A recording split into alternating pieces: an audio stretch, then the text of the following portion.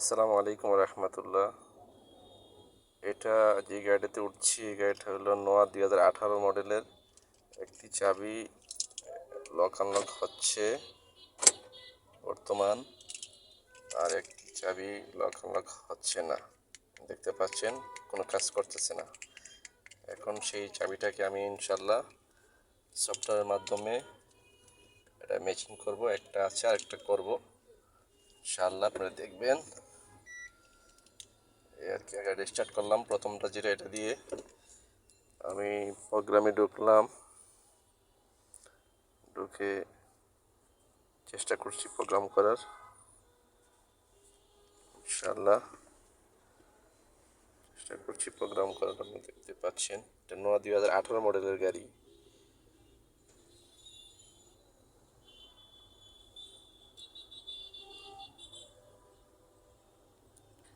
যদি অন্য কোনো চাবি থেকে থাকে সেই ক্ষেত্রে আমি সেটা ডিলিট করে দিচ্ছি, যাতে করে কাস্টমার কোনো ভয় না থাকে যে বাইরে কোনো চাবি আছে কিনা। এখন এটার সাথে আমি অ্যাড করছি সেকেন্ড, যেটা চাবিটা কাজ করতো না সেই চাবিটা আমাকে কাজ করে দিচ্ছি। আর অ্যাড হচ্ছে, এবার দেখতে পাচ্ছেন অ্যাড হয়ে গেছে।